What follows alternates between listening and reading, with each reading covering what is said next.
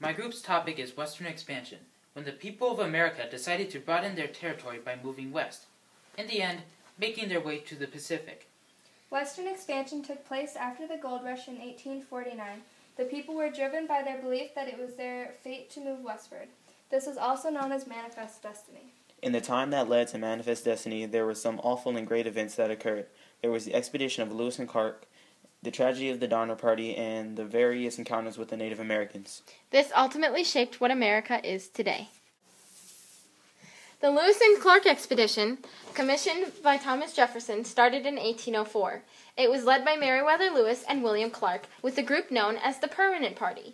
The route of the expedition followed the Missouri River westward. During the expedition, Lewis and Clark had encounters with various Native American tribes, and it was generally peaceful when they crossed land. An important thing to note is that this expedition is significant in America's history because without it, we never would have had states like North Dakota or California, and that land would have been still inhabited by Native Americans to this day.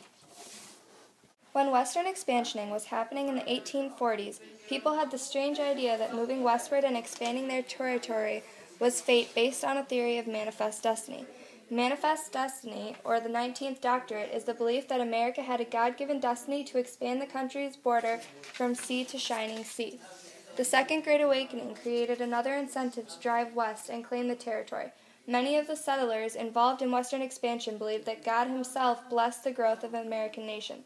Their views on others were not very good, and they considered Native Americans to be heathens. In 1848, when the gold rush was happening in California, the amount of people that were migrating to America increased immensely. These weren't the only parts of manifest destiny, though. It also touched on money, race, patriotism, and morality. It was also one of the main causes of the Mexican War. The Mexican War took place all throughout Texas, New Mexico, and California. Its main cause was the debate on manifest destiny. This war lasted for about 1.5 years, and in the end, America won the territory and furthered their expansion westward. The first cause of the war was America's desire to expand west, which conflicted with the British Canadians, Mexicans in the Southwest, and Native Americans. Another cause of this war was the Texan War of Independence. This war was the cause of a treaty called the Treaty of Guadalupe Hidalgo, signed February 2, 1848, which ceded Texas, New Mexico, and California to the U.S. One of the most exciting things that happened in 1848 was the gold rush, which began January 1848, when California struck gold. This war killed 1,733 American soldiers. The Oregon Trail was back in 1835, when the West was completely unknown to European Americans. 8 years later, they heard about it and thousands left their homes to go to the West. To prepare for the 2,000-mile journey, they loaded wagons with 3,000 to 7,000 pounds of things like food, water, several tools, and other necessary components. Before they got to the West, their biggest fears were disease and the snow mountains.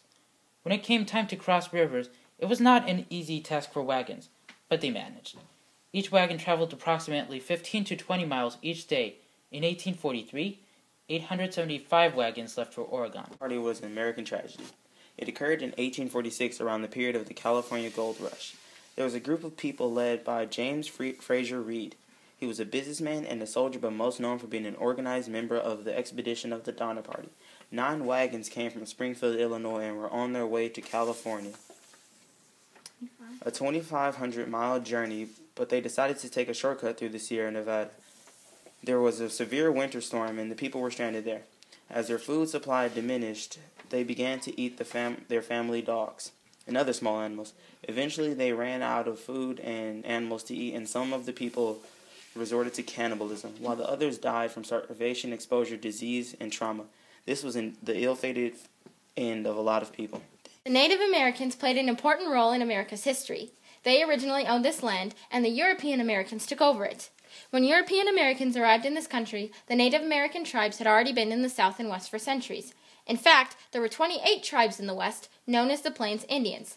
During the time of Western expansion, 60,000 Native Americans were kicked off their lands, and many battles took place, including the Battle of Little Bighorn, the Black Hawk War of 1832, and the Creek War. Ultimately, 2 types of Native Americans emerged: traditionalists, who stayed with Native American culture, and accommodationalists who adopted some American ways of life. Along with this came the Trail of Tears from 1838 to 1839. This was during the Indian Removal Act, when President Jackson forced the Cherokee off their lands and forced them to migrate to present-day Oklahoma.